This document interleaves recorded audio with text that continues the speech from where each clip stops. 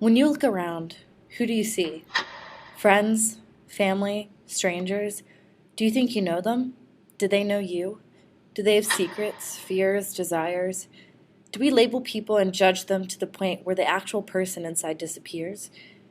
What if they had 5 minutes to let you in? What if you had 5 minutes to let people see the real you? What would you say? I'm that girl. That girl that is privileged, taken care of, has it easy. I've always gone to a private school, and I've always lived in a nice house in a nice neighborhood. My parents are still married, and they don't abuse me or treat me badly or anything. My dad's a contractor, and my mom works part-time at an interior design business. They aren't home a lot, so I can do whatever I want. Sounds like the perfect life, right? What could I possibly have to complain about? I am that girl. That girl I always used to look at and say, if only I could look like that. And now look at me. I am that girl. I used to be over 275 pounds.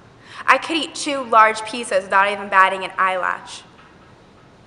I've always been overweight, even when I was a kid. And I didn't even notice it until middle school. Kids can be really cruel these days.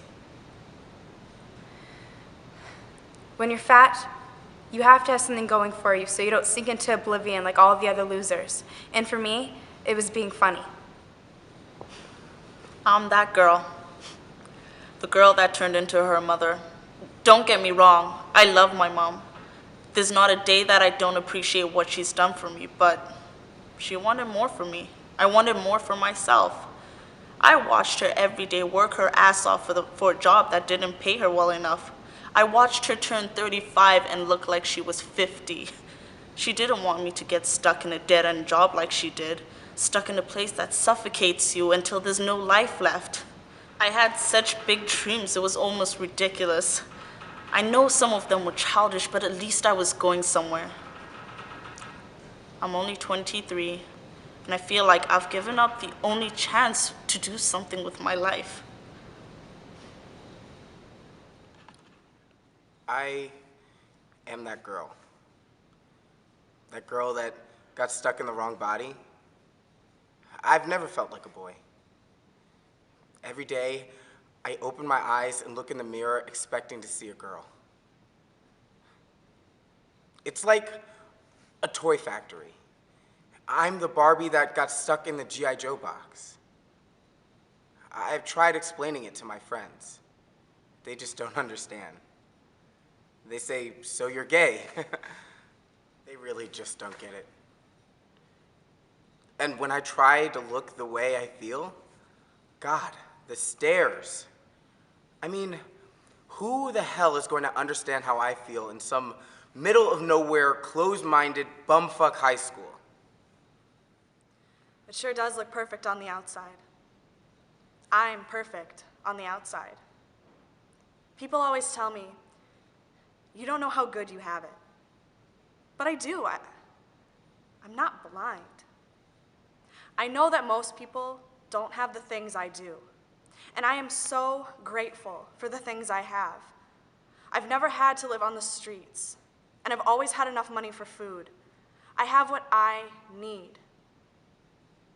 So I have to smile and laugh and pretend that just because I have a good life, that it is a good life. I have no one to talk to. My parents are strangers that walk in and out of my life every once in a while to check on my grades or to see if I burned the house down or forgot to feed the dog. And every time I start to complain, my friends call me out and tell me I'm spoiled, or say, "Oh, poor little rich girl, what do you have to complain about?" What do I have to complain about?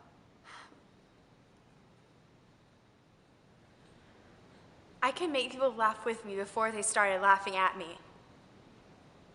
But people don't seem to realize is behind that huge, funny personality, the fat girl is actually hurting. It didn't bother me at first. I have pretty thick skin. I know that people are mean, and that's just the way life is sometimes. I mean, hell, I wouldn't even want to be friends with me. And that's when I realized it. I wouldn't even want to be friends with me, so why would anybody else? I have the personality. The only thing I needed was the looks. So this summer, before my junior year, I decided I'm not going to be this way anymore. I started dieting and exercising and basically working my ass off. And before I knew it, I look like this. How I've always wanted to look. And man, do people treat you differently when you are thin. People look at you now because you look good, not because you are getting stuck in doorways. It's intoxicating. I'm not gonna lie, I love it. Getting outside on dates is better than any all-you-can-eat buffet. Well, it depends on the buffet and the date. I promised everyone that I was going to travel, see the world. I was going to go to exciting places and do exciting things just because I could. But instead, I got scared. I can admit that now, after all these years. I got so damn scared that I gave up my dream.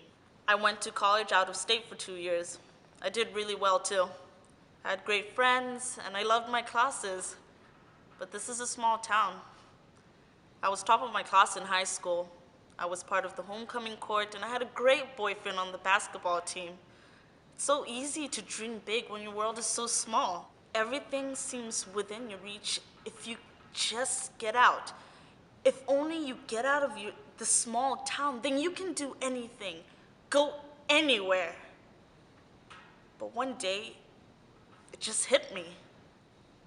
Even though you were the hot shot at home, nobody gives a damn once you pass those city limits. The fear had always been there.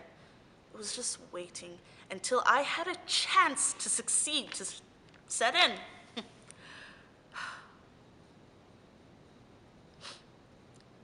I started missing my classes. I quit my job. Who am I? Who was I to think that I could actually do something out there, be somebody important? I was just this small fish in a very big, competitive pond.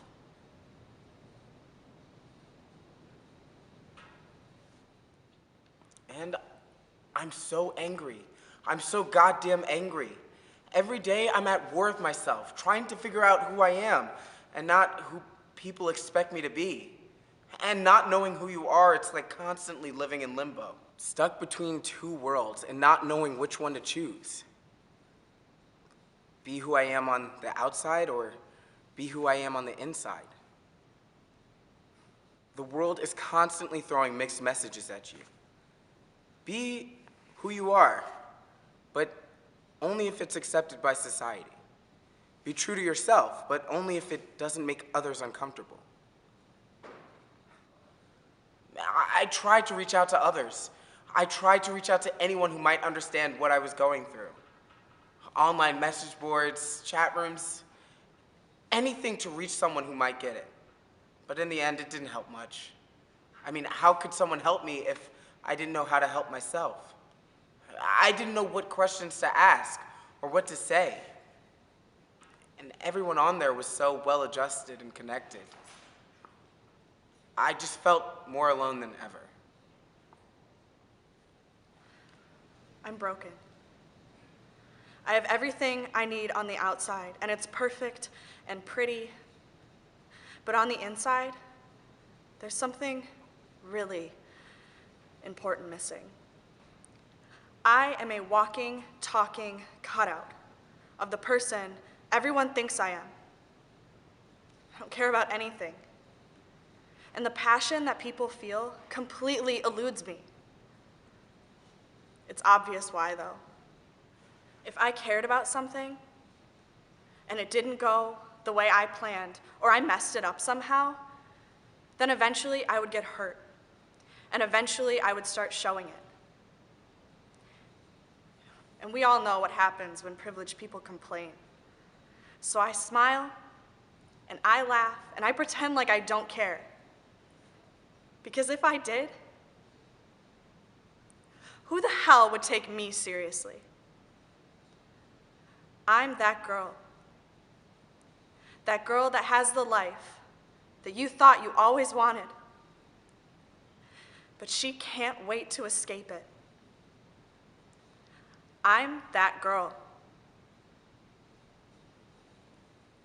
Anyways, it's amazing the people that will talk to you now that you're no longer the fat girl. Nobody wants to be seen with the fat girl. And now neither do I. Oh, come on, don't look at me like that. I know it sounds terrible, but your reputation can be seriously ruined if you are seen talking to the wrong people. I sure as hell wouldn't have talked to me a year ago. I mean, I had to suffer because I was fat, so why shouldn't they? Oh, God, I've turned into that girl. I could have stuck it out and gotten over it. I could have convinced myself that it was all in my head and I could do anything I want if only I just didn't let my fear get in the way. But instead I caved. I gave it all up. I came back home and got a job at the mill and then met Philip. Philip barely graduated high school and got a job at the mill just like everyone else in our town. He wasn't necessarily a good man, but he was safe for the time being. I didn't have to risk anything for him, and he didn't have to risk anything for me.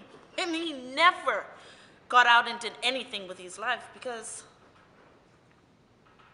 he was scared too.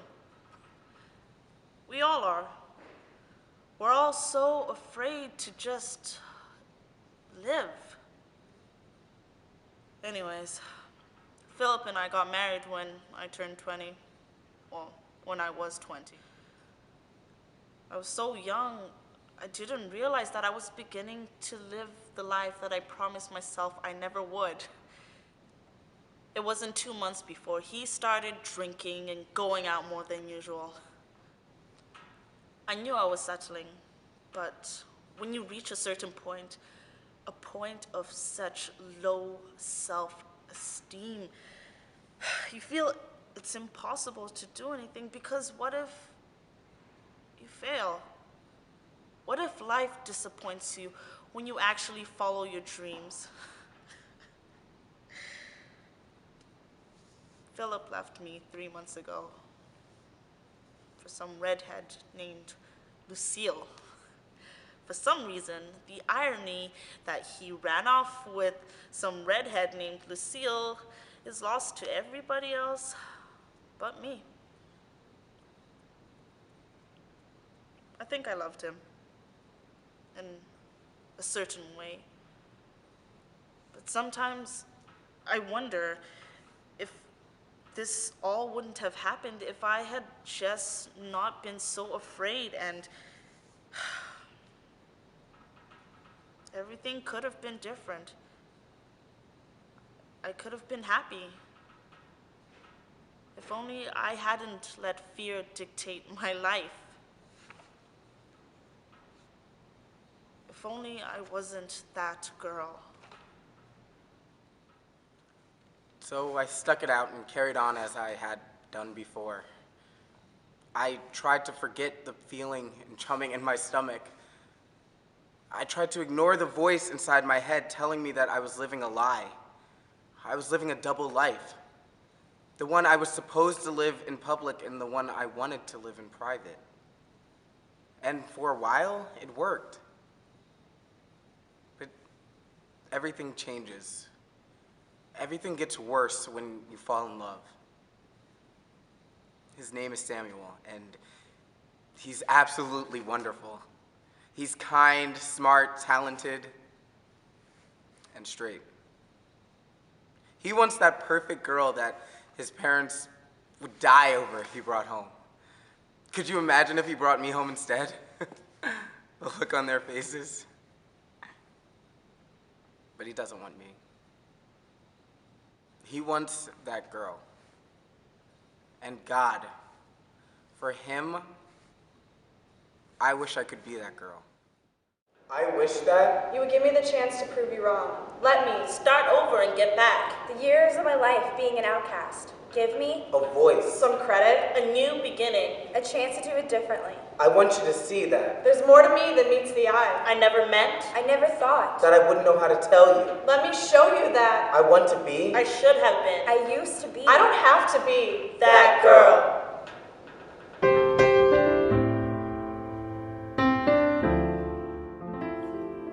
Julia Cameron once said, "Most of us are not raised to actively encounter our destiny. We may not know that we have one. As children, we are seldom told we have a place in life that is uniquely ours alone. Instead, we are encouraged to believe that our life should somehow fulfill the expectations of others, that we will, or should, find our satisfactions as they have found theirs. Rather than being taught to ask ourselves who we are schooled to ask others. We are, in effect, trained to listen to others' versions of ourselves. We are brought up in our life as told to us by someone else. When we survey our lives, seeking to fill our creativity, we often say we had a dream that went glimmering because we believed, and those around us believed, that the dream was beyond our reach. Many of us would have been, or at least might have been, tried something if we had known who we really were.